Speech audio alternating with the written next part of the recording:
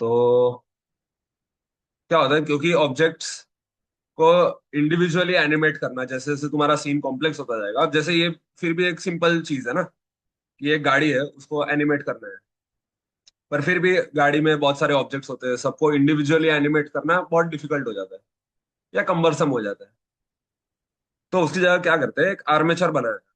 Right, armature is nothing but एक skeleton समझ लो। Right, एक स्केलेटन बनाते हैं जिसमें ये सारी चीजें साथ में एनिमेट हो सकती है। राइट, फिर जब इसके अब कोई भी आर्मेचर बनता है तो उस पे उसके ये मोड्स अलग अलग होते हैं। अब जैसे नॉर्मली अपन के अपने पास कोई मॉडल है, राइट, जिसमें मेश डेटा है। तो मेश डेटा के अलग मोड्स होते हैं, right, edit mode, sculpt mode. मैं स्कल्प्ट करके इसको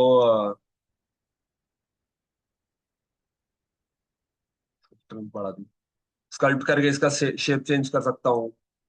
वर्टेक्स पेंट मोड में जाके वर्टाइसिस को अलग अलग वेट्स दे सकता हूँ, अलग अलग वर्टेक्स ग्रुप बना सकता हूँ। राइट, इसके ऊपर टेक्सचर पेंट कर सकता हूँ अलग से। वैसे ही जब तुम लोग कोई आर्मेचर सिलेक्ट करते हो तो उसमें दो मोड होते हैं। एक तो मैं एडिट कर सकता हूँ उस आर्मेचर को, ये जो जॉइंट्स है इनको एडिट किया जा सकता है। या तो पोज मोड में इस पे एनिमेशन किया जा सकता है। राइट, तो अगर मैं फिर पोज मोड में आऊं तो ये देख रहे हो क्या हो रहा है। अगर मैंने नॉर्मल ये एनिमेशन किया, समझो यहाँ पे मैंने एक की लगा दी इस पे, राइट, आई दबा के, और फिर मैंने इसको बोला 40 फ्रेम्स बाद ये यहाँ पे चाहिए। तो ये देख रहे हो ये व्हील्स अपने आप हिल रहे हैं। ये पॉसिबल होता है कंस्ट्रेंट से। तो कंस्ट्रेंट्स जो अपन सीख रहे हैं वो ऐसे इन चीजों में काम आते हैं। अब जैसे तुम इसको अगर ध्यान से देखोगे तो यहाँ पे बोन कंस्ट्रेंट्स है। राइट, अब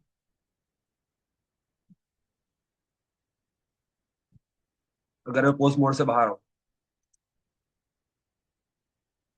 तो तुम लोग देखोगे एक्चुअल ऑब्जेक्ट पे कुछ नहीं लगाया जाता, बोन्स के अलग से कंस्ट्रेंट्स लगा सकते हैं अपन। अब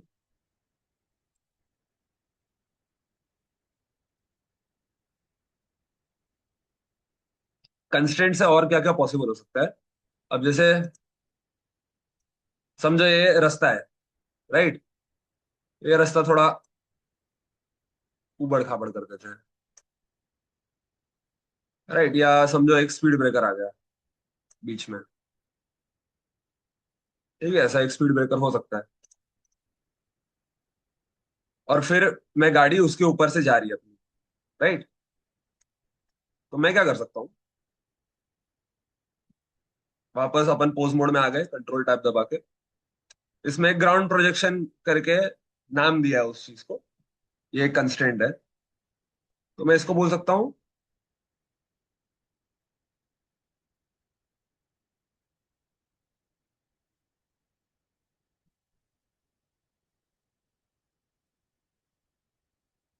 हर व्हील को बोल सकता हूँ कि इस ग्राउंड के हिसाब से चलो। राइट, और एक ग्राउंड का अगर अपन स्केल अप्लाई कर दे, अभी प्रॉब्लम ये है कि इसका स्केल अप्लाइड नहीं है। इसका स्केल अगर मैं अप्लाई कर दूं तो तुम लोग देखोगे ऑटोमेटिकली ये व्हील इसके ऊपर से चला जाता है। मैंने अभी तक सिर्फ यही एनिमेट किया है।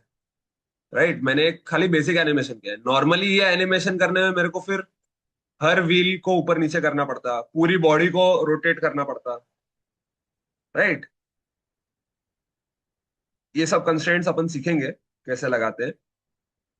अभी नाम देख के थोड़ा कंफ्यूजन हो रहा होगा, पर ये चीज इसलिए दिखाने के लिए कि अपन जो सीख रहे हैं कंस्ट्रेंट्स डालना, ये चीज कितना हेल्पफुल होता है अगर तुम लोग को प्रॉपर चीजों को एनिमेट करना है, प्रॉपर रिग करना है। तो रिगिंग में ये कंस्ट्रेंट्स बहुत काम आते हैं।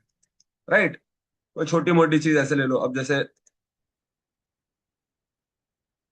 ऐसे कोई ऑब्जेक्ट रिग हो सकता है, राइट? ये ये रिग हो सकता है, ये चीज। और इन सब पे कंस्ट्रेंट्स लगा के मैथमेटिकली फिर ये ऐसे टाइप का एनिमेशन पॉसिबल हो पाता है, राइट? जबकि नॉर्मली तुम लोग मैन्युअली करने जाते तो बहुत प्रॉब्लम हो जाती। सब व्हील्स को एक साथ मोड़ा जा सकता है, आगे के दोनों व्हील्स को, समझ रहे हो? तो अब जैसे ये बोन है, ये तुमको इसको ड्रिफ्ट कराने में काम आएगा, राइट? भाई गाड़ी को अगर ड्रिफ्ट कराना है तो फिर कैसे कराना है? क्योंकि ड्रिफ्ट होता है तो नॉर्मली पीछे से होता है, और गाड़ी टर्न होती है तो आगे से होती है। बट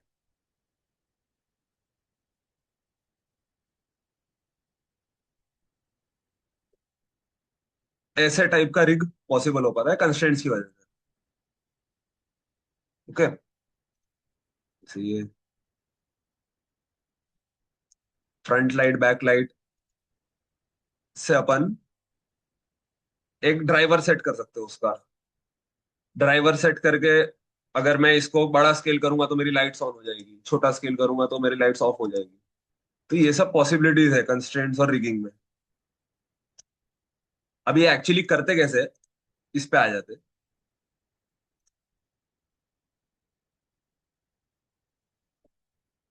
तो मेरे पास ये ग्राउंड है और एक नॉर्मल यूवी स्फीयर है, राइट? यूवी स्फीयर ऐसा है, यहाँ पे एक की लग गई फर्स्ट फ्रेम पे, और 50 फ्रेम्स बाद में इसको मैं चाहता हूँ ये यहां से यहां आ जाए, राइट? अब ये जा रहा है स्पीड ब्रेकर के, मैं चाहता हूँ अगर ये स्पीड ब्रेकर के ऊपर से जाए तो मेरे को कंस्ट्रेंट्स लगाने पड़ेंगे, राइट?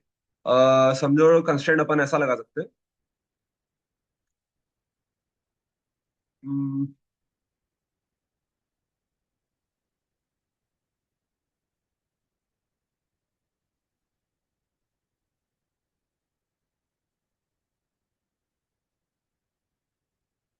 मैंने लिमिट डिस्टेंस कर दिया इस प्लेन से,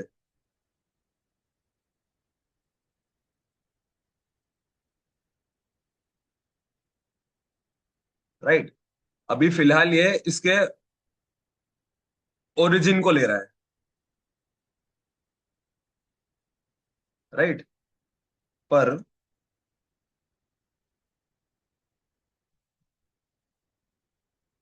जब तुम लोग बोन कंस्ट्रेंट्स डाल पाओगे इसके ऊपर, तो बोन कंस्ट्रेंट्स जब आएंगे तब इसको अपन इसके मेश के हिसाब से चेंज कर सकते हैं, राइट? बाकी सब कंस्ट्रेंट जो मैं तुम लोग को लास्ट टाइम दिखा रहा था कि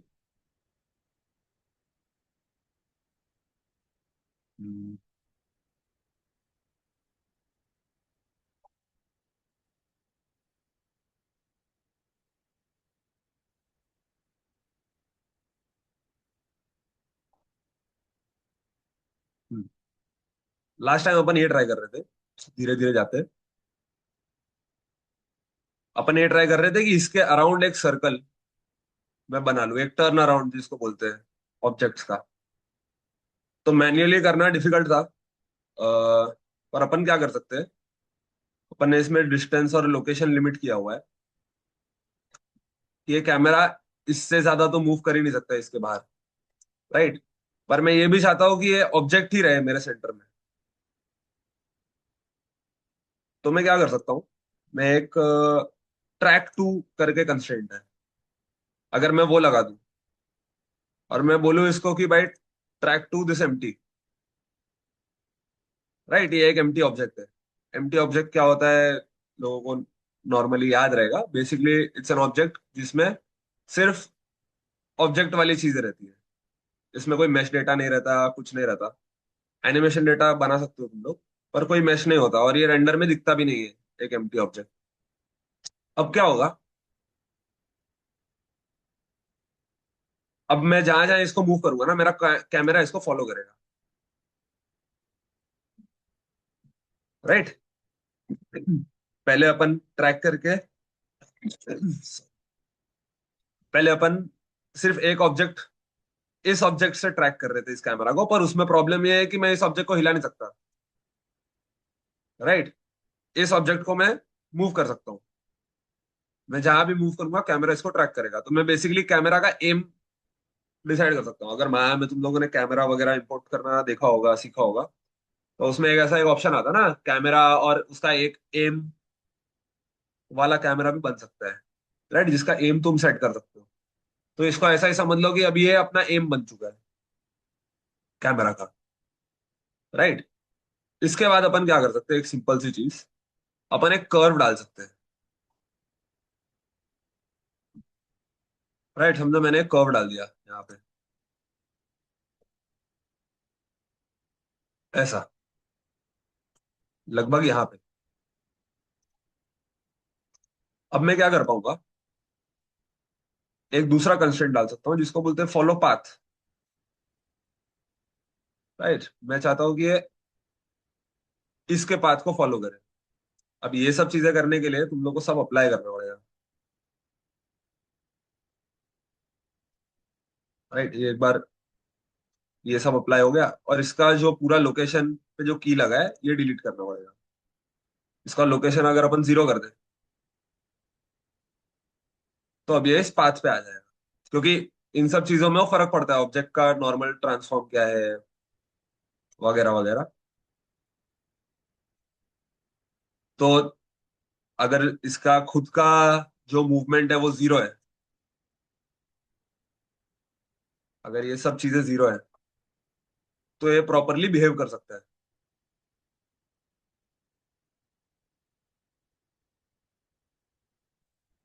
राइट। अब मैं क्या करूंगा, मैं इसको बोलूंगा पहले ट्रैक मत करो, पहले पाथ फॉलो करो, और उसके बाद उसका एम सेट होता है। राइट। अब मैं क्या कर सकता हूँ, अब मैं इस पाथ पे इसको घुमा सकता हूँ। राइट। थोड़ा अगर ये कंफ्यूजिंग है कि क्या हो रहा है, तो ये जो मैंने ऐड किया है ये कर्व है। राइट। एक कर्व ऑब्जेक्ट क्या होता है कि उसमें मैश नहीं होता, उसमें सिर्फ एक इंफॉर्मेशन होती है एक कर्व की। ऐसे मैं कोई भी कर्व ऐड कर सकता हूँ। राइट। और हर कर्व का एक स्टार्ट पॉइंट होता है और एक एंड पॉइंट होता है, एक डायरेक्शन होता है। राइट, अगर स्टार्ट पॉइंट और एंड पॉइंट तुमको मालूम है, मतलब तुमको डायरेक्शन मालूम है कि ऐसे जा रहा है। अच्छा, डायरेक्शन स्विच भी किया जा सकता है। अगर तुम लोगों को कोई कर्व का एक्चुअल डायरेक्शन देखना है, तो तुम लोग क्या कर सकते हो, जब इसके एडिट मोड में जाओगे, राइट, तो तुम लोग यहाँ पे नॉर्मल्स चालू कर सकते हो एडिट मोड ओवरलेस में, जैसे अपन मैश में करते थे। मैश में अगर तुम एडिट मोड में जाओगे तो यहाँ से नॉर्मल्स उसके व्यू कर सकते हो ना, ये छोटी छोटी लाइनें हैं। वैसे सेम चीज इसमें भी नॉर्मल्स होते हैं, जो कि कर्व का डायरेक्शन दिखाते हैं। तो अगर तुम इसके भी नॉर्मल्स देखोगे तो ये ऐसे जा रहा है। राइट, इसका एक डायरेक्शन है, तो ये एक पाथ बन जाता है। कोई भी कर्व एक पाथ भी है। तो जब मैं इसको बोलता हूँ, जब मैं इस कैमरा को बोलता हूँ कि भाई फॉलो दिस पाथ, तो अगर उसका ऑफसेट 0 है तो वो उसके स्टार्ट पॉइंट पे है। राइट। और फिर ये इस पे मूव करना चालू करता है, इस कर्व पे, तुम्हारे ऑफसेट के हिसाब से। तो अब ये मेरी प्रॉब्लम सॉल्व होगी ना, अब मैं इजीली एक टर्न अराउंड बना सकता हूँ इस चीज का, अगर मैं इस प्रॉपर्टी को एनिमेट कर दूं इसके कंस्ट्रेंट्स में।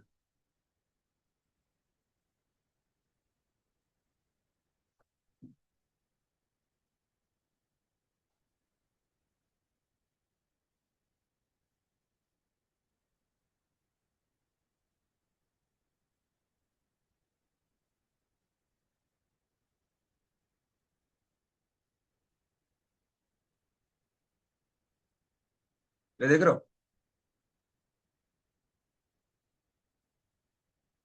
तो ये मेरा एक इजी एनिमेशन बन गया, जो कि मेरे को एक्चुअली मैन्युअली करने में कितना टाइम लगता था।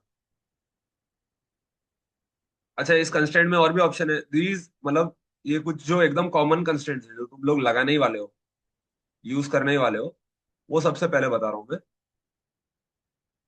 अब इसमें कुछ ऑप्शंस है, जैसे ये तुम लोग फ्रीक्वेंटली यूज करोगे, फॉलो पाथ जो है।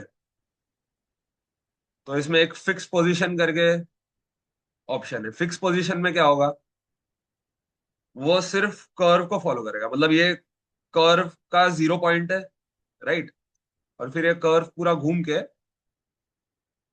वापस अपने एंड पॉइंट पे आ जाता है, राइट। अगर सेम चीज अगर मैं इसमें करने जाऊं, अगर मैं इसको बोलूं इसको मत फॉलो करके इसको फॉलो करो, कैमरा को बोलूं इस कर्व को फॉलो करो, तो क्या होगा,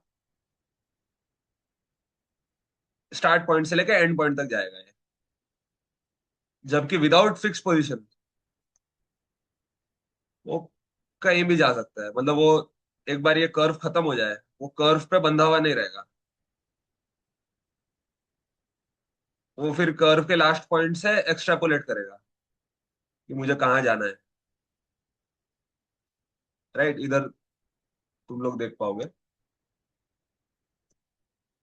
देख रहे हो। जबकि अगर मैं इसको फिक्स पोजीशन सेट कर देता हूँ, तो ये सिर्फ 0 से 1 तक जा पाएगा, राइट। और वो प्रॉपर उसका डायरेक्शन फॉलो करेगा जो कर्व का एक्चुअल डायरेक्शन है, राइट। कर्व का ये डायरेक्शन है, तो 0 पे वो फर्स्ट पॉइंट पे है और 1 पे लास्ट पॉइंट पे। ठीक है, और भी चीजें अपन इसमें कर सकते हैं। अगर मैं समझो ट्रैक बंद कर दूं, यहाँ से विजिबल नहीं होता है ट्रैक, राइट, और इसको बोलूं कि यहाँ से यहाँ जाओ, तो ऑब्वियसली तुम लोगों को कैमरा में कुछ नहीं दिखेगा because it is facing downwards. और अगर मैं इसको बोलूं भाई फॉलो कर्व, फॉलो कर्व से क्या होता है, वो रोटेट वगैरह भी कर्व के हिसाब से करेगा। अगर मैं थोड़ा सा इसको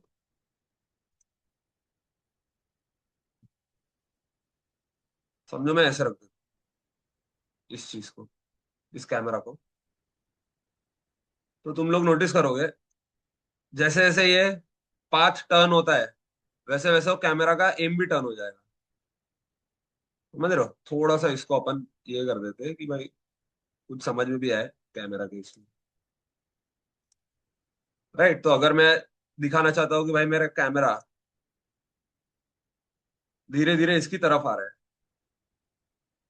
राइट, तो मैं इस कर्व का जो बैंकिंग है, इसको बैंकिंग और ये बोलते हैं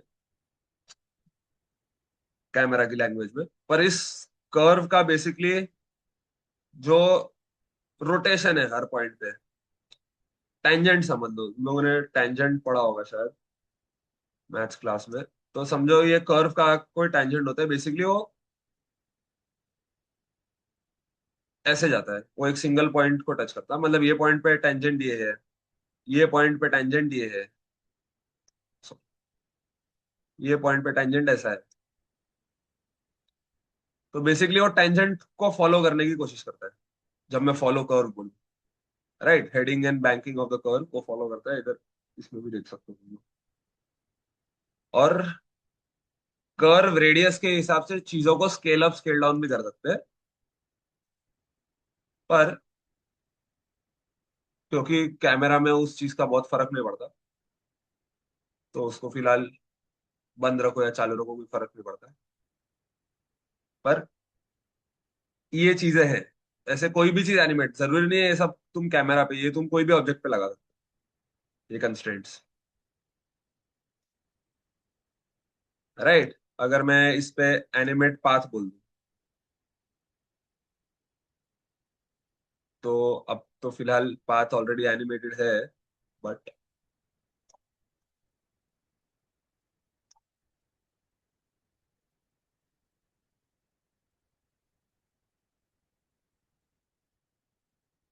अगर मैं सारे की फ्रेम्स डिलीट कर दूं कैमरा के,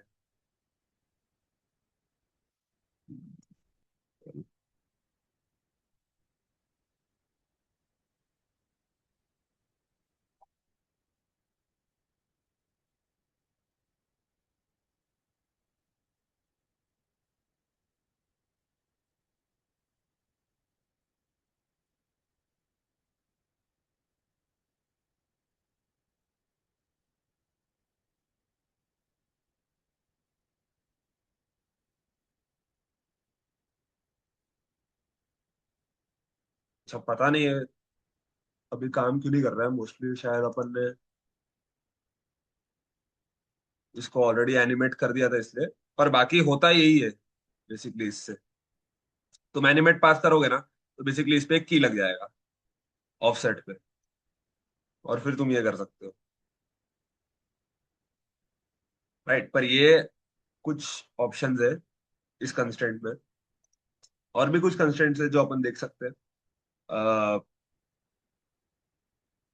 एक चाइल्ड ऑफ कंस्ट्रेंट है जो बेसिकली इसको, पेरेंटिंग अगर तुम लोग को ऑन ऑफ करनी है, समझ रहे हो, अभी जैसे नॉर्मली अगर मैंने इस चीज को, एक ऑब्जेक्ट को दूसरे ऑब्जेक्ट से पेरेंट कर दिया, राइट, जैसे इस केस में अपन ने किया हुआ है रिलेशंस में, तुम लोग देख सकते हो ये पेरेंटेड है इससे। पर समझो मुझे इसको एनिमेट करना होगा, इस पेरेंट वाले इसको, रिलेशन को, या समझो मैं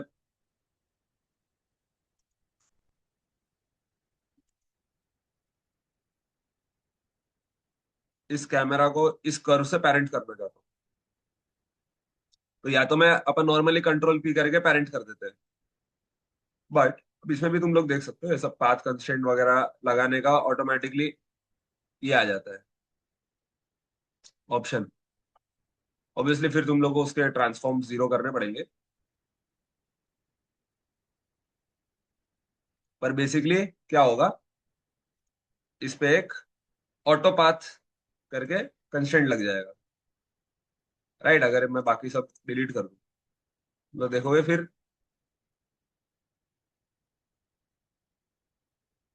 ये बेसिकली वही कंस्ट्रेंट है जो फॉलो पाथ अपन ने लगाया था। बेसिकली उसका नाम खाली ऑटो पाथ दे रहा है।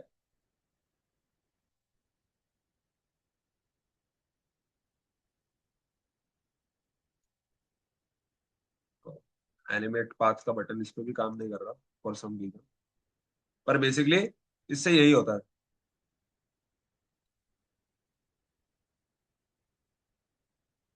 कि ये पाथ एनिमेट हो जाएगा।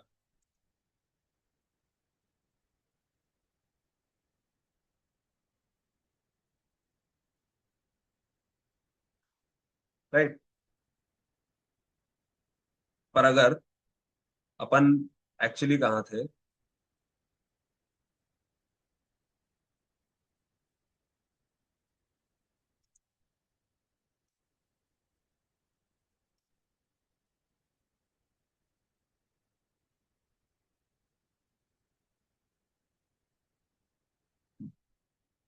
अगर मैं इसको इससे पेरेंट करना चाहूँ तो मैं ऐसे भी कर सकता हूँ।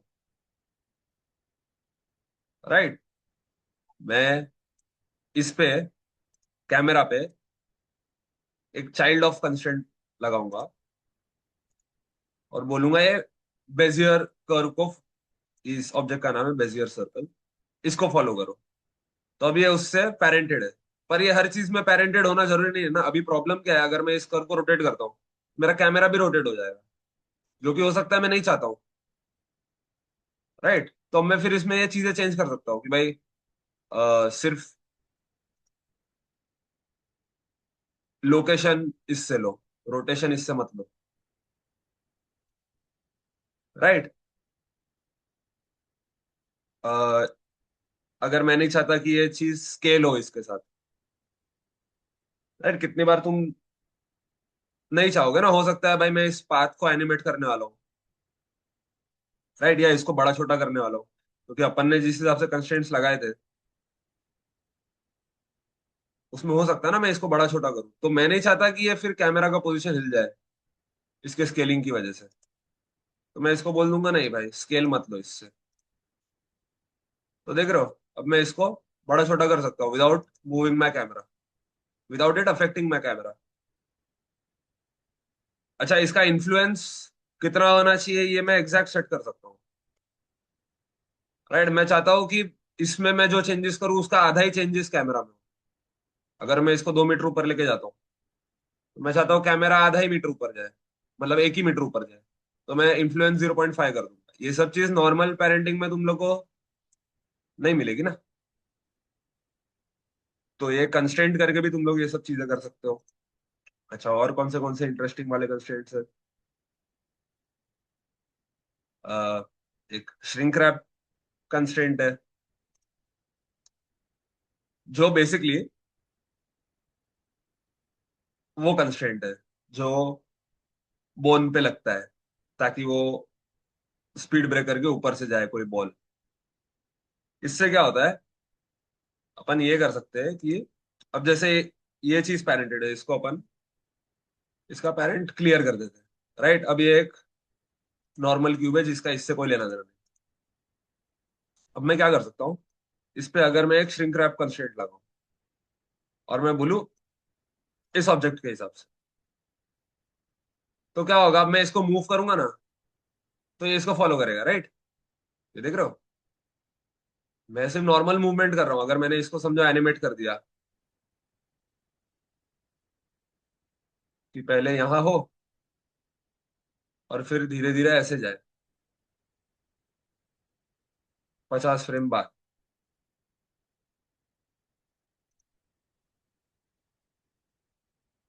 तो वो ऑटोमेटिकली इस चीज को फॉलो कर सकता है।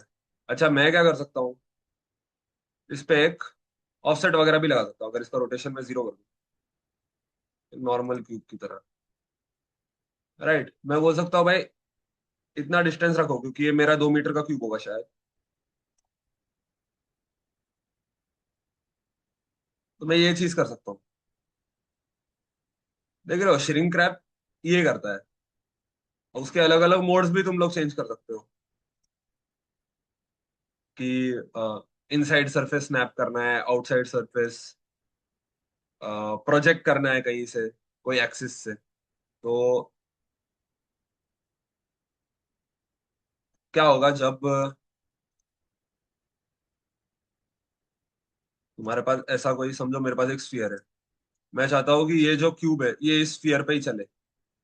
राइट, तो मैं इसको बोल दूंगा इस स्फीयर के हिसाब से चलो। राइट, इसका मैं निकाल दूँ, बट बेसिकली कहीं भी मूव करूंगा तो ये स्फीयर के हिसाब से मूव होगा। अब मैं ये भी कर सकता हूँ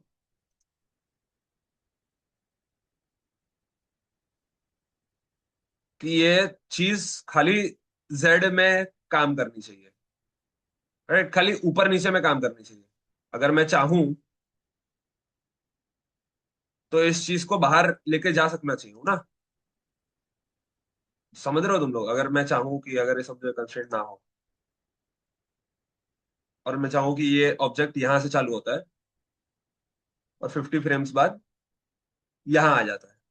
राइट, इसके ऊपर जाके इसको फॉलो करके, तो क्या होगा, मैं जैसे ये कंस्ट्रेंट लगाऊंगा ना, तो वो वहां आ ही नहीं पाएगा, वो इस पे चिपक जाएगा। राइट, तो उसकी जगह मैं क्या कर सकता हूँ,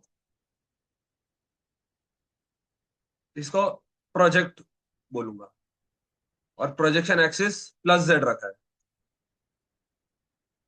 तो अब ये मेरा पॉसिबल हो पाएगा।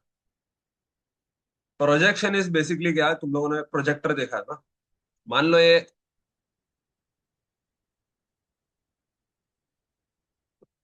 मान लो ये एक कैमरा नहीं प्रोजेक्टर है।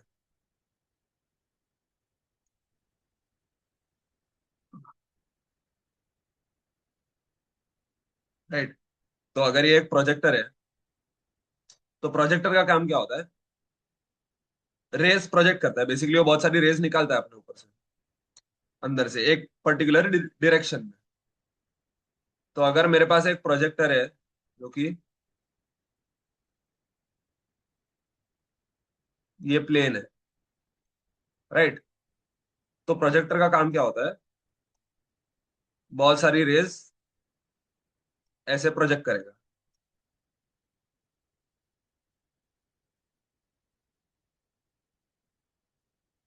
राइट, अब कुछ रेज यहाँ पे हिट करेगी, कुछ रेज नहीं हिट करेगी, वो तो पैरेलल रेज ही प्रोजेक्ट करेगा ना।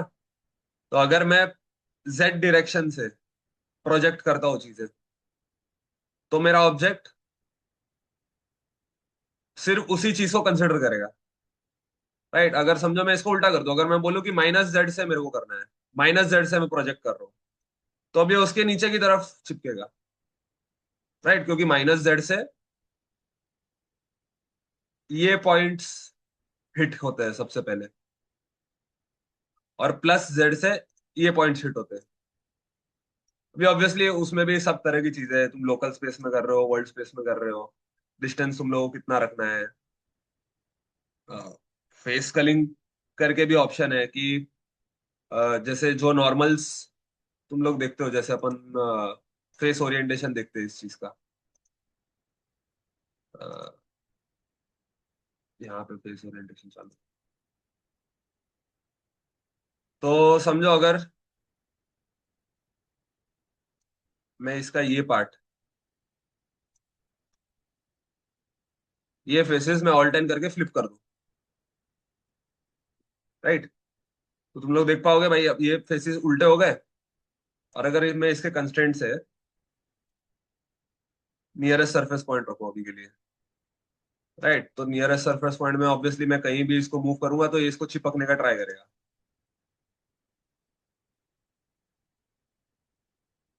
अच्छा सर।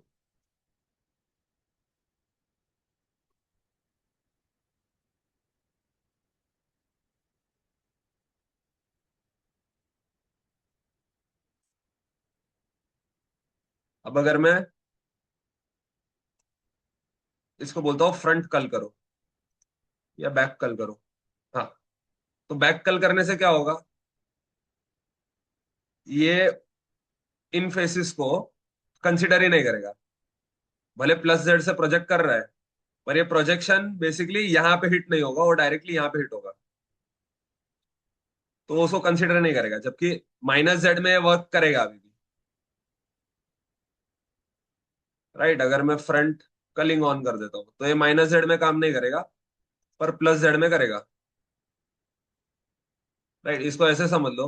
अगर जैसे मैंने इसमें ये वाले फ्लिप किए, अ, समझो मैं इसको रोटेट कर देता हूँ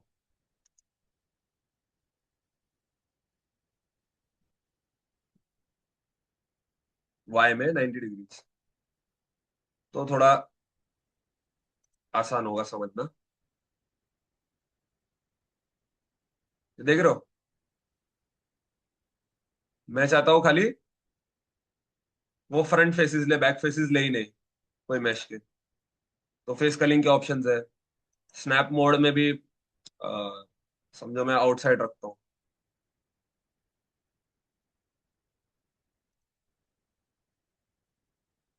ठीक है, तो आउटसाइड करने से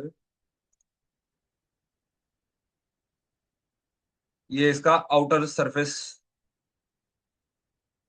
पे चिपकने की कोशिश करेगा। वही चीज अगर मैं इसको बोल दूं भाई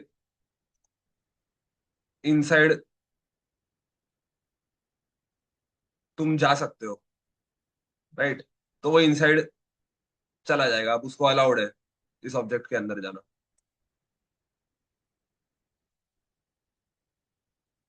अगर मैं चाहता हूँ ये अबाव सरफेस रहे, तो अबाव सरफेस भी रह सकता है। अब ये कोई बहुत अच्छा एग्जांपल नहीं है ये चीजें दिखाने के लिए, बट ये कुछ ऑप्शंस होते हैं श्रिंक रैप के लिए।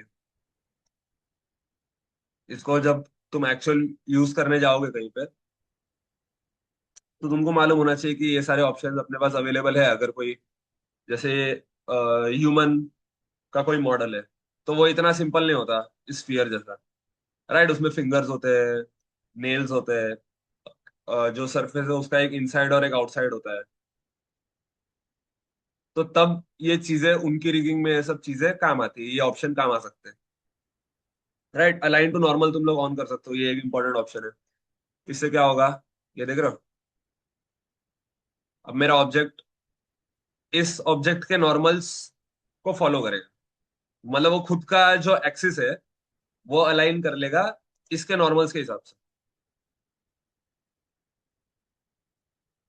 राइट। फुल ये श्रिंक रैप कंस्ट्रेंट समझ में आ गया है लोगों को। और अपन ये भी डिसाइड कर सकते हैं भाई इस ऑब्जेक्ट का कौन सा प्लेन, मतलब कौन सा एक्सिस उसके नॉर्मल्स के हिसाब से अलाइन हो। अब क्या है, क्योंकि ये क्यूब है तो इतना समझ में नहीं आ रहा है, बट इसमें अगर मैं कुछ डिटेल्स डाल दूं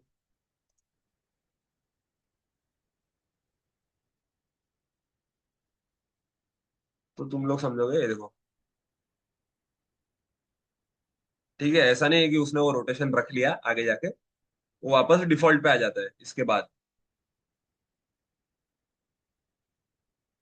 राइट।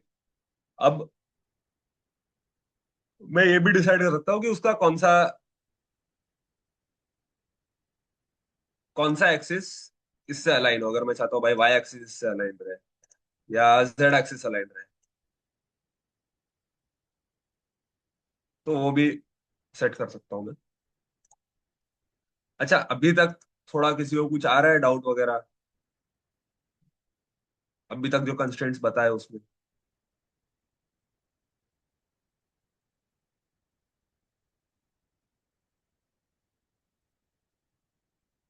अच्छा, तुम लोग जब प्रैक्टिस करोगे खुद की, तो क्योंकि इट इज नॉट पॉसिबल कि भाई एक एक कंस्ट्रेंट कोई ध्यान से बताए, तो ट्राई करो कि एक एक कंस्ट्रेंट तुम लोग जब प्रैक्टिस करो तब यूज करो। और कोई कंस्ट्रेंट में अगर तुम लोगों को कोई प्रॉब्लम आती है या कोई डाउट आता है तो तुम लोग पूछ सकते हो। राइट, क्योंकि अपने पास इतना टाइम नहीं होता कि मैं हर एक कंस्ट्रेंट तुम लोगों को क्लिक करके बताऊं। जो जो इंपॉर्टेंट वाले हैं वो मैं बता सकता हूँ। अब जैसे ट्रैक वाला था, या फॉलो पाथ है, श्रिंक रैप कंस्ट्रेंट है, चाइल्ड ऑफ है, और क्वाइट फ्रैंकली बहुत सिंपल चीजें है ये सब। ठीक है, मतलब सेल्फ एक्सप्लेनेटरी है। अगर तुम लोग लिमिट डिस्टेंस करते हो तो वो बताता ही है कि भाई मेरे को सिर्फ डिस्टेंस लिमिट करना है कोई चीज का। अगर ये सर्कल है, अगर मैं इसको बोलता हूँ कि भाई मेरे स्फीयर को बोलता हूँ इससे अपना डिस्टेंस लिमिट करो, और फिर सेट कर सकता हूँ भाई कितना लिमिट हो सकता है। अगर मैं बोलता हूँ भाई इससे 10 मीटर से ज्यादा नहीं जाना चाहिए इससे, तो 10 मीटर से ज्यादा नहीं जाएगा। राइट, इसके ऑप्शंस भी सेल्फ एक्सप्लेनेटरी होते हैं। वर्टेक्स ग्रुप्स शायद तुम लोगों को नहीं आइडिया रहेगा, नेक्स्ट क्लास में अपन वर्टेक्स ग्रुप्स और एक्चुअल रिगिंग देखेंगे आर्मेचर के साथ कैसे होती है। बट उसके अलावा जो ऑप्शंस है ये ऑलमोस्ट सेल्फ एक्सप्लेनेटरी है। अच्छा, मेरे को लगता है कि वर्ल्ड स्पेस और लोकल स्पेस का फर्क मैंने बताया होगा जब स्टार्ट किया था क्लासेस, पर अगर नहीं बताया तो जरा अभी बता देता हूँ। अपना जो 3D व्यू पोर्ट है या जो अपना 3D सीन है, उसका एक स्पेस होता है। राइट, ये जो ग्राफ तुम लोग देख रहे हो, ये बेसिकली एक स्पेस है। तो ये ग्लोबली इसको ग्लोबल स्पेस बोलते हैं। राइट, तो एक ग्लोबल स्पेस होता है जिसके अंदर ये जेड एक्सिस ऊपर है, ये एक्स एक्सिस है, और ये वाई एक्सिस है। राइट, वैसे ही ऑब्जेक्ट का खुद का भी एक स्पेस होता है। तुम लोग समझ रहे हो? अगर तुम लोग इसमें जाओ, ये अपन ज्वाइन कर देते हैं राइट में, ये निकाल।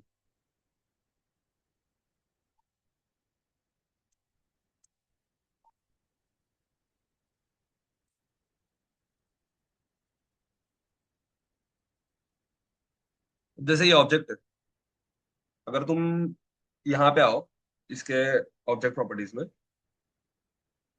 और व्यू पोर्ट डिस्प्ले में एक्सेस ऑन करो, तो तुम लोग नोटिस करोगे कि इसके एक्सिस अलग है। राइट, क्योंकि अपन ने इसको 90 डिग्री रोटेट किया हुआ है। अगर इसमें कोई रोटेशन नहीं होता तो बाय डिफॉल्ट इसका। हाँ राहुल, तुम कुछ बोल रहे थे क्या?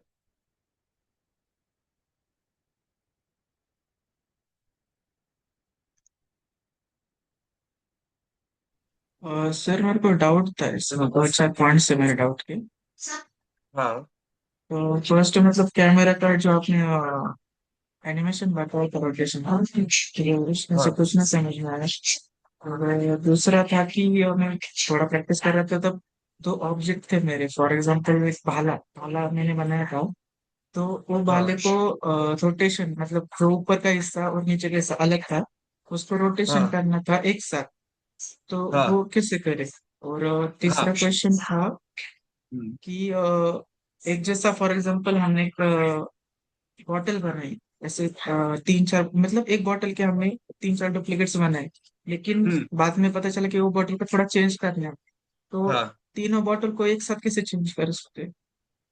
ठीक है, एक एक करके जाते हैं, सारे सॉल्व कर देंगे। मैं खाली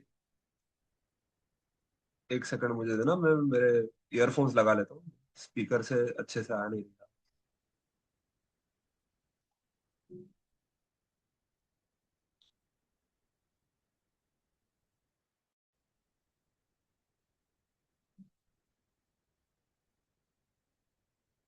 हम्म, ठीक है, एक एक करके जाते हैं। तुम्हारा पहला डाउट अभी के लिए क्या था, वो कैमरा वाला नहीं समझ में आया कि मैंने कैसे किया। राइट। तो एक बार वापस कैमरा वाला बता देता हूँ कि मैंने क्या किया है एग्जैक्टली। समझो मेरे पास एक ऑब्जेक्ट है। राइट, अपना पूरा पॉइंट क्या था कि मेरे पास एक ऑब्जेक्ट है, मैंने कुछ बनाया है अच्छा सा, और मैं चाहता हूँ इसका एक टर्न अराउंड हो। राइट, अगर तुम नॉर्मली यहाँ पे, अगर तुम व्यू पे फ्रेम सिलेक्टेड, क्योंकि मेरे पास नमपैड नहीं है तो मैं यहाँ से करता हूँ, पर तुम अगर डॉट दबाओ अपने नमपैड में तो इस पे फोकस चला जाता है। राइट, और अपन नॉर्मली ऐसे घूमते हैं इसके आसपास, इसको जिसको ऑर्बिटिंग बोलते हैं ना अपन। तो अब जैसे व्यू पोर्ट घूम रहा है, मैं चाहता हूँ मेरा कैमरा वैसे घूमे। समझ रहे हो? मेरे पास अगर एक कैमरा है, तो कैमरा को नॉर्मली अपन कैसे की फ्रेम जो एनिमेशन करते हैं अपन इस पे, तो अगर मैं वैसे करने जाऊंगा ना, तो मेरे को प्रॉब्लम आएगी। क्या प्रॉब्लम आएगी?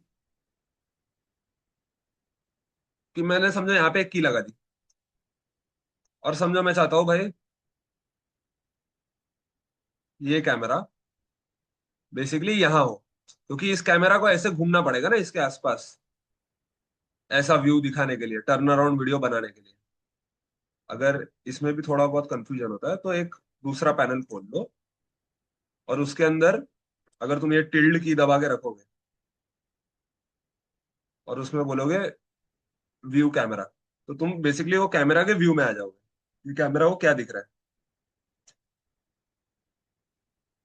तो यहां से तुम देख सकते हो। अब क्या है, फर्स्ट फ्रेम मेरा ऑब्वियसली ये रहेगा। राइट, ऐसा कुछ मेरा फ्रेम रहेगा। उसका हर रोटेशन लोकेशन सब चीज पे मैं की लगाऊंगा। फिर मैं बोलूंगा थोड़ा आगे जाके मेरा कैमरा ऐसा होना चाहिए। अच्छा, कहाँ होना चाहिए मेरे को वापस सेट करना पड़ेगा।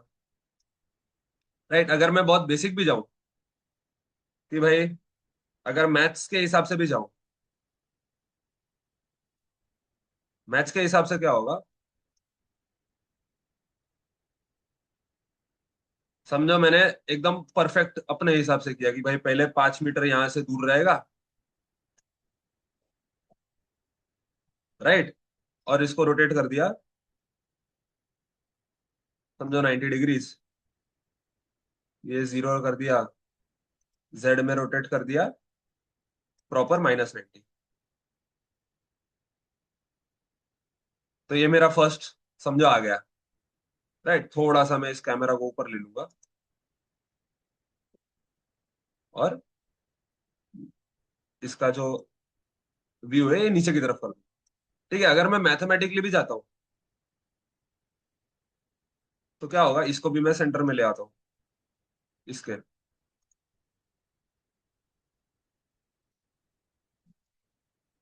तो क्या होगा, अगर मैं, मेरा नेक्स्ट दिमाग क्या लगाऊंगा कि भाई 40 फ्रेम बाद ये वाई में -10 मीटर पे होना चाहिए। राइट, और ये जीरो होना चाहिए। बराबर, अगर मैं ऐसे कर करके सही व्यू ले भी लूं सब जगह पे, रोटेशन में भी की लगा देते हैं इसके,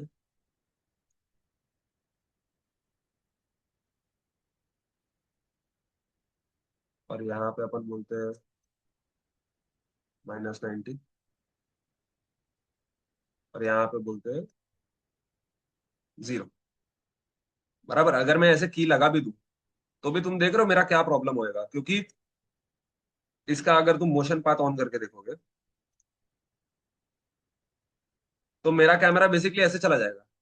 राइट, अगर मैं समझो अपन सोचते हैं भाई बीच में एक और की लगा देता हूँ ना, बीच में मैं इसको समझो बोल भी दूं कि लगभग इतना रख, तो भी वो एक स्मूथ उसमें नहीं जाएगा। राइट, तो भी एनिमेशन स्मूथ नहीं लगेगा। कि भले मैं कितना भी एक एक कारीगरी करके इसको एक एक जगह पे कर्व कर दूं, ये कभी उतने अच्छे से नहीं बन पाएगा। तो ये करने का एक दूसरा तरीका क्या होता है,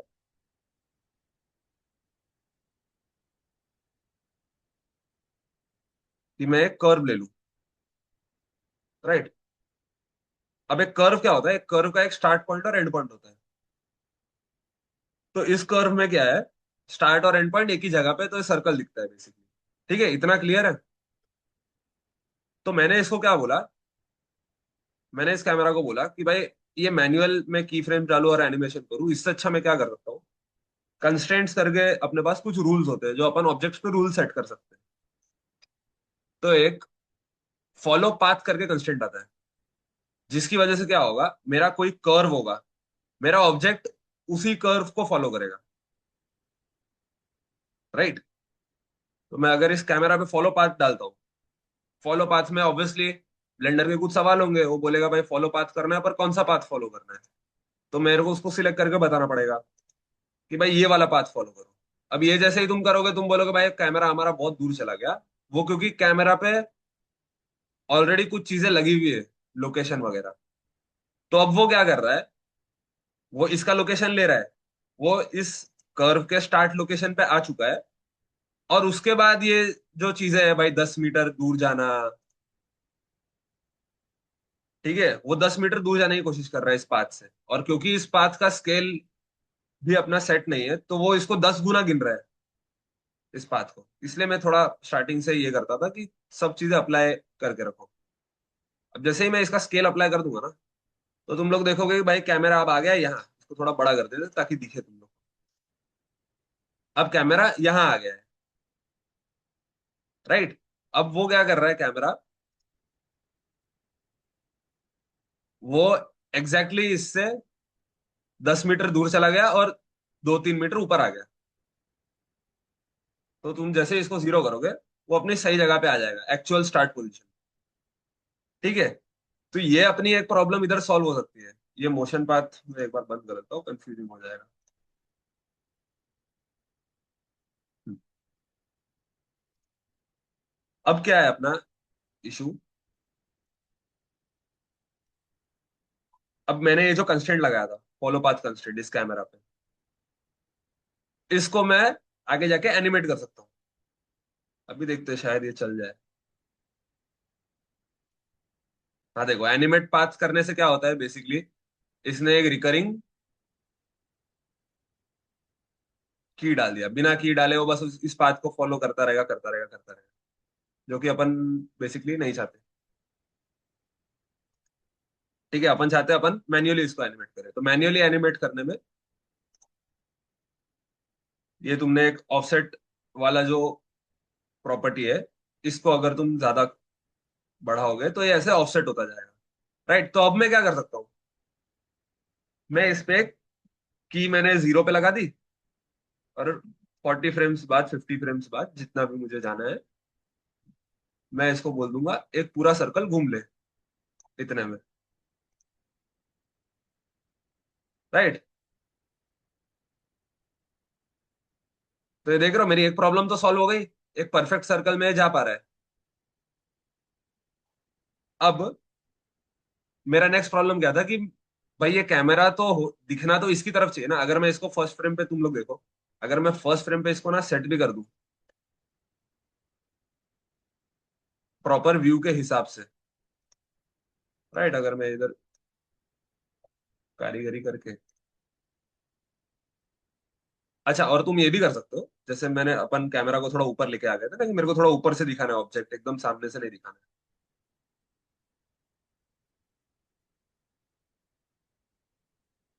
तो समझो मैं ये कर भी दूं तो भी वो ठीक है, वो पाथ फॉलो करेगा ही। ठीक है, मैंने खाली पाथ में एक ऑफसेट डाल दिया कि 2 मीटर ऊपर होना चाहिए इस पाथ से। या तो मैं ये कर सकता हूँ, या तो ऑब्वियसली इसको भी ऊपर ले सकता हूँ, इस पूरे पाथ को ही। Right, both of them work. अब मेरा नेक्स्ट प्रॉब्लम क्या है कि मेरा कैमरा इसी को देखना चाहिए। राइट, अगर मैंने ये सेट कर भी दिया, एक पॉइंट पे, पर जैसे ये फॉलो करेगा तो उसका रोटेशन चेंज नहीं होगा, राइट। तो इसको करने के ना दो तीन तरीके। अब धीरे धीरे ऐसा हो रहा है कि तुम लोग के पास इतने सारे ऑप्शंस हो गए हैं ना, कि तुम लोग इसको कोई भी तरीके से कर सकते हो। एक तरीका क्या हो सकता है कि मैं इसका जो जेड प्रॉपर्टी है वो भी एनिमेट कर दूं इसके साथ साथ, राइट। अगर ये पूरा घूम के आ रहा है तो मैं इसको बोलूँ कि भाई 360 डिग्रीज घूम जाना है कैमरा को। तो ये ऐसे हो सकता है ना, देख रहे हो। पर क्या होगा, ये चीज नॉर्मली ऐसे क्यों नहीं करते, क्योंकि इसमें क्या प्रॉब्लम आएगी। अगली बार जब मेरे को इस, समझो मैं इस ऑब्जेक्ट को मूव कराना है, तो मैं कितना कुछ एनिमेट करूंगा ना। हर बार मैं कैमरा का तीनों रोटेशन प्रॉपर्टी एनिमेट करके वो नहीं करना चाहता। हो सकता है भाई मेरा ये जो ऑब्जेक्ट है ये थोड़ा ऊपर जा रहा है, राइट। तो फिर मेरे को वापस वो कैमरा में बैठ के एनिमेट करना पड़ेगा। उसकी जगह अपन ने क्या किया,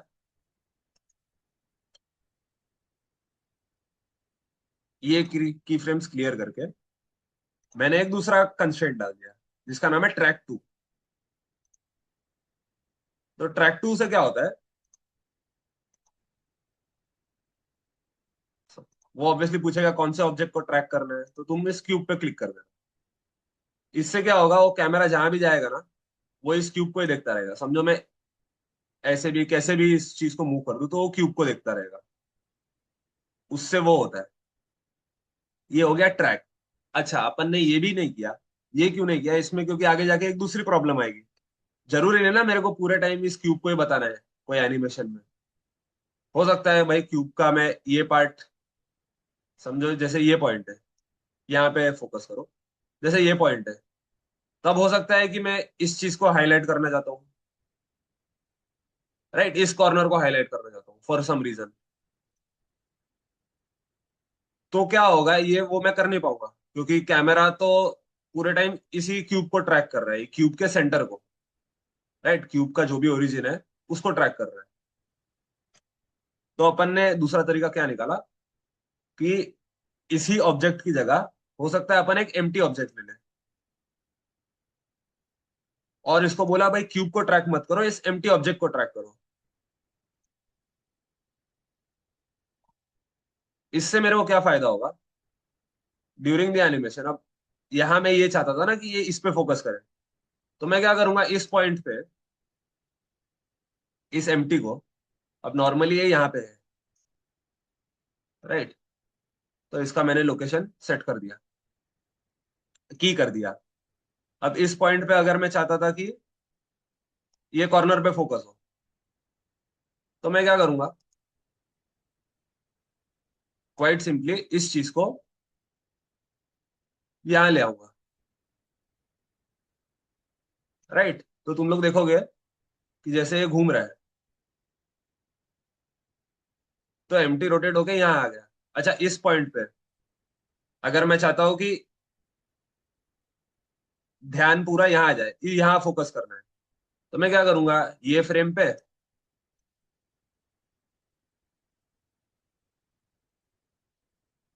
ठीक है, ये भी कर सकते हैं, या तो स्नैपिंग भी अगर तुम लोगों ने ऑन कर दी है तो मैं इसको मूव करके यहाँ ला सकता हूँ ना। अच्छा, यहाँ करना थोड़ा कमरसम होएगा, क्योंकि अपना व्यू भी चेंज हो जाएगा इसका। बट ये पॉइंट पे मैं इसको बोलता हूँ यहाँ फोकस करो, तो देख रहे हो कैसे एनिमेट हो रहा है। टर्न अराउंड अभी भी अपना वही है, राइट। खाली कैमरा का रोटेशन, मतलब एम में सेट कर पा रहा हूँ कि क्या चीज फोकस में रहनी चाहिए कैमरा पे।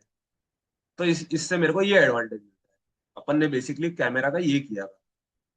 इसमें तुमको कोई है डाउट? होपफुली ये सॉल्व हो गया रहेगा डाउट। समझ गया। हाँ, अच्छा, दूसरा तुम्हारा डाउट क्या था, देखते हैं जितने, अगर कुछ जल्दी हो सकते हैं तो 2-5 मिनट वेट करके सॉल्व कर देता हूँ। नहीं तो मैं नेक्स्ट लेक्चर में ले लेता हूँ, या तो तुम मेरे को पर्सनली मैसेज कर दो, मैं तुमको पर्सनली समझा दूंगा, सबका टाइम नहीं वेस्ट करेंगे। ठीक है। तो नेक्स्ट तुम्हारा क्या डाउट था? फॉर एग्जाम्पल हमने मॉडल में एक भाला बनाया है, नहीं तो कुऱ्हाड़ी बनाई, तो दो हिस्से होते हैं, ऊपर का जो हाँ रहता है और नीचे डंडी का। तो मैंने कल एक भाला बनाया था, उसके दो हिस्से हो गए, तो मेरे को दोनों को एक साथ रोटेट करना था। तो हाँ। मतलब किसी जैसे हम ग्रुप करके ना क्या रोटेट करते, स्मॉल हम्म पिक करते, वैसे मेरे को करना हम्म। था, लेकिन वो एक ही पॉइंट सिलेक्ट हो रहा था मेरे से। ठीक है, वो तुम्हारा सॉल्व करते हैं। उसके पहले वो तुम्हारा तीसरा वाला डाउट बता देता हूँ, वो काफी इजी है। तुम बोल रहे थे कि भाई मेरे पास समझो एक बॉटल है, अभी के लिए इसको तुम्हारी बॉटल समझ लो, राइट। तुम बोल रहे हो कि मैंने इसको डुप्लीकेट कर लिया 3 बार,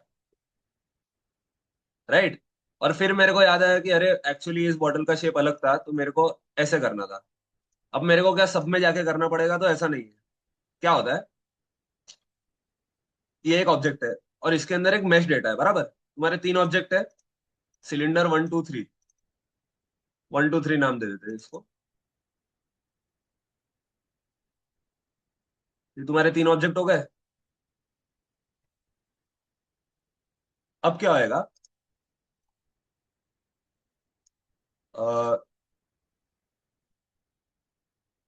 हर ऑब्जेक्ट का एक मैश डेटा होता है, राइट।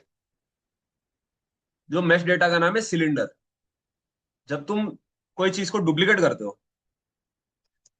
तो वो एक नया मैश डेटा बना लेता है, ठीक है। अब ये 2 नंबर का जो ऑब्जेक्ट है, उसके मैश डेटा का नाम है सिलेंडर 0 0 1। इसके मैश डेटा का नाम है, ये नोटिस करो, सिलेंडर 0 0 2, बराबर। अब क्या होता है, एक ऑब्जेक्ट होता है और एक उसके अंदर मैश डेटा होता है। अगर मैं इस ऑब्जेक्ट को बोल सकूं कि तुम्हारा मैश डेटा इसी ऑब्जेक्ट से लो, तुम समझ रहे हो, तो क्या होएगा, तो बेसिकली फिर मैं इसमें जो भी चेंजेस करूंगा वो सब में हो जाने चाहिए ना। यही तुम्हारी बेसिक प्रॉब्लम है कि मैं एक ऑब्जेक्ट के मैश डेटा में कुछ चेंज कर रहा हूँ, राइट। ये अपन जो नया ये लगा के इसको छोटा कर रहे हैं, ये बेसिकली तुम मैश डेटा में चेंज कर रहे हो, उसके शेप में चेंजेस कर रहे हो। तुम्हारा मेन प्रॉब्लम ये है कि मैं एक शेप में चेंजेस करूँ तो बाकी सब में ऑटोमेटिकली हो जाने चाहिए। तो वो कैसे होंगे, अगर इन तीनों का मैश डेटा सेम रहता तो वो हो जाता। अब वो मैश डेटा सेम कैसे होता है, 2 3 तरीके हैं। या तो तुम जब इसको डुप्लीकेट ही कर रहे हो, तब शिफ्ट डी की जगह ऑल्ट डी दबा के डुप्लीकेट करो। इससे क्या होता है, ये देख रहे हो डुप्लीकेट लिंक करके आ गया। ये तुम जब करोगे ना, तो तुम फिर पहले वाले में जो भी चेंजेस करोगे, या इवन इवन दूसरे वाले में, इसमें भी मैं कुछ चेंज करूंगा तो इसमें चेंज हो जाएगा वापस। तो या तो तुम ये कर सकते हो, ठीक है। इस केस में क्या हुआ है, ये जरा समझो। इस केस में वापस अपने पास 1 2 3 ऑब्जेक्ट रह सकते हैं, समझ रहे हो। पर इन सब चीज में अभी नोटिस करना कि यहाँ पे जो मैश डेटा है, ये तीनों में सेम ही है, राइट। और यहाँ पे तुमको 3 लिखा हुआ आएगा, क्योंकि अगर एक particular type of data blender में अगर मल्टीपल ऑब्जेक्ट्स यूज करते हैं, तो फिर उसके आगे ये एक बटन दिखाया हुआ आता है जो बताता है कि कितने यूजर्स है इस डेटा के, राइट। तो ये सिलेंडर नामक जो डेटा है, मैश डेटा, ये शेप डेटा है, ये तुम्हारे एक्चुअल ऑब्जेक्ट का नाम नहीं है, राइट। पर ये जो शेप है, ये 3 ऑब्जेक्ट्स यूज कर रहे हैं एक साथ में। तो तुम अगर इस शेप में कोई चेंजेस करते हो तो वो तीनों ऑब्जेक्ट में दिखेंगे, ठीक है। अब तुम्हारा प्रॉब्लम क्या है कि तुमने बॉटल्स ऑलरेडी बनाई दी है, राइट, ऑलरेडी डुप्लीकेट कर दी, तो तुम उसको ऑलरेडी नहीं कर सकते। तो तुमको क्या करना होता है, अगर समझो तुमने 2 बार नॉर्मल डुप्लीकेट कर दिया, लिंक्ड वाला डुप्लीकेट नहीं किया, ऑल डी से खाली ये होता है कि डुप्लीकेट होते टाइम ये ऑप्शन चेक्ड होता है। तो तुमको इसको मैन्युअली लिंक करना पड़ेगा, ठीक है। मैन्युअली लिंक कैसे होता है कोई भी चीज, अब देख रहे हो इन तीनों के शेप डेटा अलग है क्योंकि मैंने नॉर्मल डुप्लीकेट किया है। मैं क्या करूंगा, इन सब ऑब्जेक्ट्स को सिलेक्ट करो, तुम्हारी बाकी सब बॉटल्स, और समझो इसमें मैंने ऑलरेडी चेंजेस कर दिए, क्योंकि तुम्हारा सिनारियो ऐसा कुछ गया रहेगा कि तुमने डुप्लीकेट कर दिया और फिर कुछ चेंजेस किए बॉटल की शेप में। अब तुम चाहते हो कि ये सब में भी ऑटोमेटिकली हो जाए और फ्यूचर में भी मैं कुछ भी करूँ तो ऑटोमेटिकली हो जाए, तो तुमको क्या करना पड़ेगा, ये सिलेक्ट करो, ये सिलेक्ट करो, ये सिलेक्ट करो, ठीक है, ऑब्जेक्ट में जाओ, यहाँ पे लिंक ट्रांसफर डेटा करके ऑप्शन है, और तुम अगर लिंक ऑब्जेक्ट डेटा कर लोगे तो बेसिकली ये जो चीजें है जो डार्क ऑरेंज में है, जो तुम्हारे सिलेक्टेड ऑब्जेक्ट्स है, वो तुम्हारे एक्टिव ऑब्जेक्ट का मैश डेटा ले लेंगे।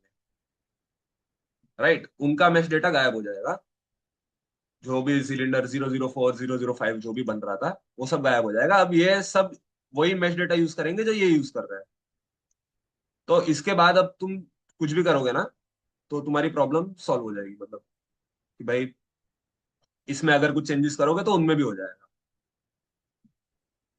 तो ये बेनिफिट है डेटा समझने का, कि भाई शेप डेटा ऐसे काम करता है, इसको मैश डेटा बोलते हैं। ठीक है, मतलब स्टूडेंट्स में से अगर किसी को जाना है तो तुम लोग जा सकते हो, फ्री टू लीव, क्योंकि टाइम हो गया है क्लास का। पर राहुल, तुम्हारा तीसरा चीज भी मैं सॉल्व कर ही देता हूँ, तुमको रुकना है तो रुक जाओ। मैं बस मेरे ईयरफोन का देख लो एक बार, क्योंकि तुम्हारा जो दूसरा प्रॉब्लम है।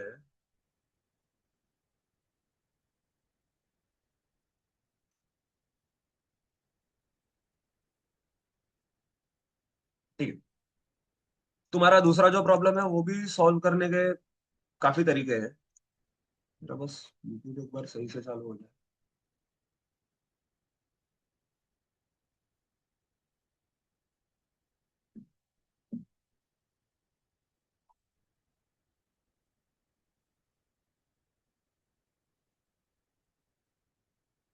हम्म, अब जैसे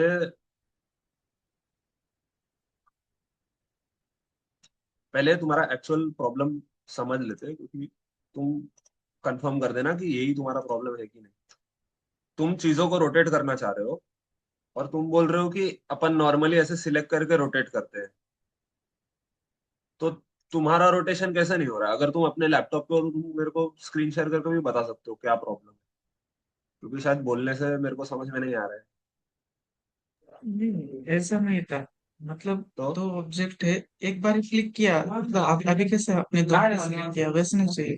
एक बार ही क्लिक किया तो ऐसा, फॉर एग्जाम्पल मैं एनिमेशन कर रहा हूँ भाले का, जैसे भाला फेंकते हैं, तो एक ही बार वो नहीं किया, मतलब क्लिक किया तो दोनों एक बार ही सिलेक्ट होते हैं ना, वैसा डाउट था मुझे।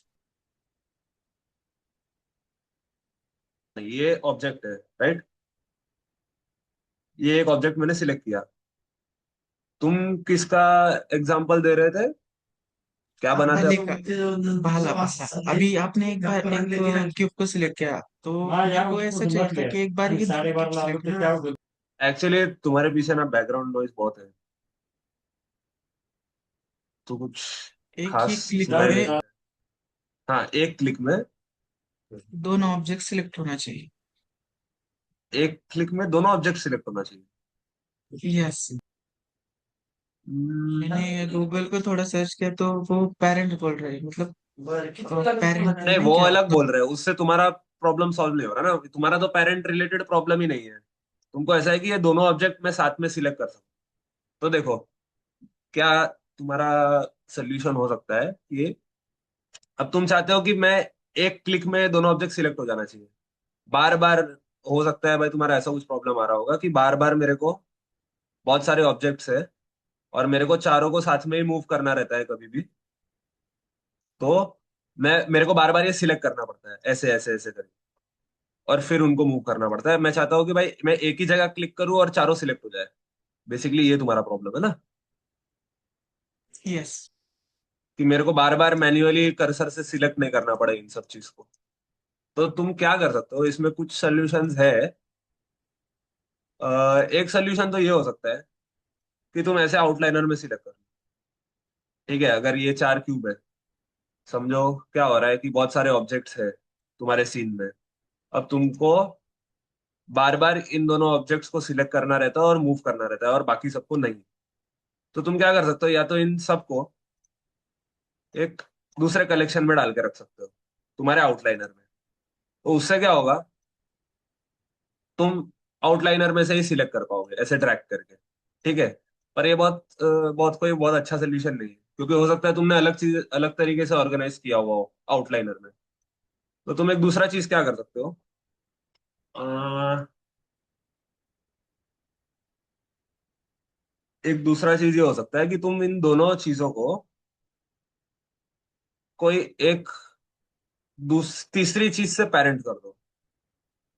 उससे क्या होगा, ये पेरेंट करने क्यों बोल रहे हैं अपन, क्योंकि तुम जब किसी चीज को पेरेंट करते हो ना, जैसे ऐसे मैं पेरेंट कर रहा हूँ, राइट, ये दोनों ऑब्जेक्ट मैंने सिलेक्ट किया, इसको इस एम्प्टी से पेरेंट कर दिया। ठीक है। इससे क्या होता है कि ये चीजें इसके अंदर आ जाती है, राइट, एज अ लिस्ट में। तो इससे क्या होगा, तुम क्या कर सकते हो, इस पे जब तुम राइट क्लिक करोगे ना आउटलाइनर पे, तो तुम सिलेक्ट हायरार्की कर सकते हो। तो इससे फिर तीनों चीजें सिलेक्ट हो जाएगी, राइट। पर ये भी कोई बहुत मतलब, ये सेम चीज है जो अपन पहले कर रहे थे। अगर तुम ये नहीं भी करते हो, अगर ये एम्प्टी वाला सिस्टम नहीं भी करते, एम्प्टी अपन ने डिलीट कर दिया, ये चीजें पेरेंटेड नहीं है, तो भी तुम इस कलेक्शन पर राइट क्लिक करोगे ना और सिलेक्ट ऑब्जेक्ट्स करोगे, तो इसके अंदर के सारे ऑब्जेक्ट सिलेक्ट हो जाएंगे एक ही बार में। बार बार तुमको ऐसा मैन्युअली ऐसा ऐसा नहीं करना पड़ेगा। तो अब मतलब मेरे दिमाग में तो एक यही तरीका आ रहा है। ठीक है। ये एक यही तरीका हो सकता है चीजें फटाफट सिलेक्ट करने है, क्योंकि इसमें ना